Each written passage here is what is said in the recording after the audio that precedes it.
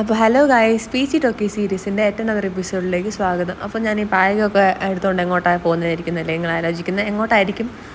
അവിടെ ഒരു വലിയ ബോർഡ് ഉണ്ടോ, ആര്യഭവൻ ശ്രീ ബാലാജി റെസ്റ്റോറൻറ്റ്, അവിടെയാണ് കേട്ടോ.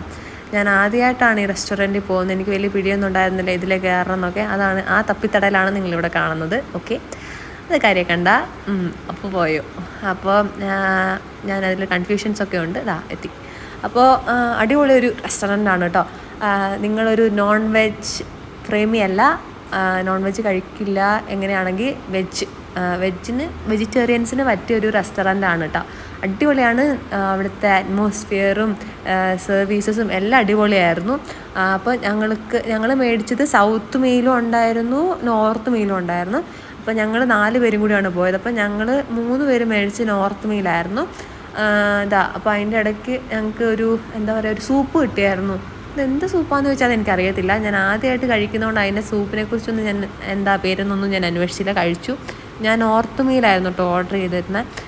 പിന്നെ ഞങ്ങളിൽ ലില്ലി മാത്രമാണ് സൗത്ത് മീൽ ഓർഡർ ചെയ്തത്. അപ്പം ഉമ്മ പറയുന്നത് സൂപ്പറാണ്.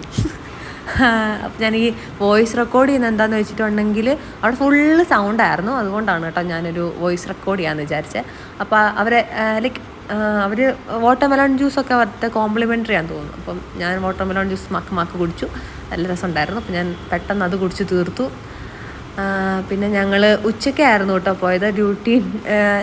ആഫ്റ്റർനൂണ് ഡ്യൂട്ടീൻ്റെ ഇടയ്ക്കാണ് ഞങ്ങൾ പോയത്. അതുകൊണ്ട് തന്നെ ഞങ്ങൾ പെട്ടെന്ന് ഞാനൊരു ഫാസ്റ്റ് ഈറ്ററാണ്. ഭക്ഷണമൊക്കെ ഞാൻ പെട്ടെന്ന് കഴിക്കും. പക്ഷേ എൻ്റെ കൂടെ ഉള്ളവരങ്ങനെ പെട്ടെന്നൊന്നും കഴിക്കത്തില്ല, വളരെ സ്ലോ ആയിട്ട് കഴിക്കുകയുള്ളൂ. അതുകൊണ്ട് ഞാൻ പെട്ടെന്ന് തന്നെ ഫുഡ് ഫിനിഷ് ചെയ്തു. പക്ഷേ അടിപൊളി ഫുഡായിരുന്നു കേട്ടോ, നല്ല പറയാതിരിക്കാൻ പറ്റില്ല, അടിപൊളിയായിരുന്നു.